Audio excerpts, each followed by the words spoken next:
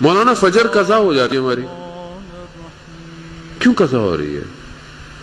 اب یقیناً روٹین، اور آج کل آپ کا روٹین ڈسٹرب بھی ہوگا، لیکن ابھی آپ کی صبح فلائٹ ہو، ساری رات آپ جاگتے رہیں گے،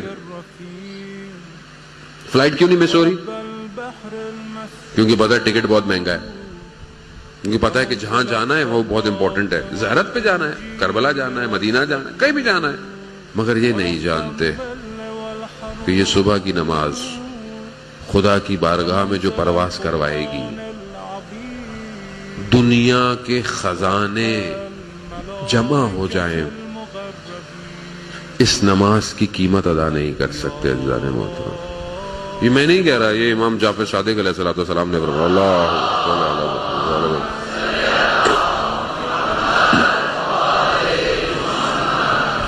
امام سے شخص آیا، مشہور واقعہ آپ نے سنا ہے، استخارہ کرایا، کام کے لیے جانا ہے، امام نے کہا نہیں ہے، استخارہ ٹھیک نہیں ہے۔ بہت عرصے کے بعد واپس آیا، کہا مولا آپ نے تو کہا تھا استخارہ ٹھیک نہیں ہے، مگر مجھے تو کاروبار میں منافع ہوا، پروفٹ ہوا۔ امام نے کہا اچھا، فلانی دن فلانی جگہ، بولا مولا فجر کی نماز قضا ہو گئی تھی؟ کہاں مولا؟ کہا دنیا کے پیسے جمع کر لو، خزانے جمع کر لو، اس ایک قضا کی قیمت ادا نہیں کر سکتے۔ آپ کے اندر سے نہیں نکلی، کیوں نہیں نکلی؟ کیونکہ میرے اندر سے بھی نہیں نکلتی، کیونکہ ہمیں اس کی اہمیت کا پتہ نہیں۔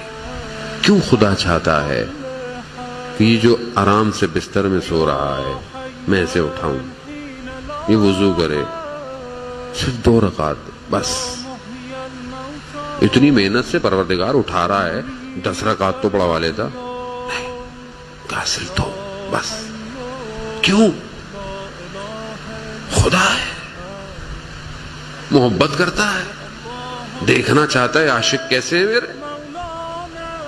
خود دنیا کا محبوب نہیں کرتا، دنیا کا محبوب جسے ہم بہرحال مجازی کہتے ہیں، عشق مجازی، اور جوان عشق مجازی کے چکر میں یہ رہتا ہے کہ جب عشق مجازی ہوگا تو مولانا عشق حقیقی ہوگا، وہ مجازی میں ہی کہانی رک جاتی ہے، حقیقی کی طرف پلٹتی نہیں ہے، کیونکہ آج کل جو مجازی ہے وہ مجازی بھی نہیں رہا نا، وہ تو ورچوئل ہے آج کل، ویسے بھی ہے ابھی سب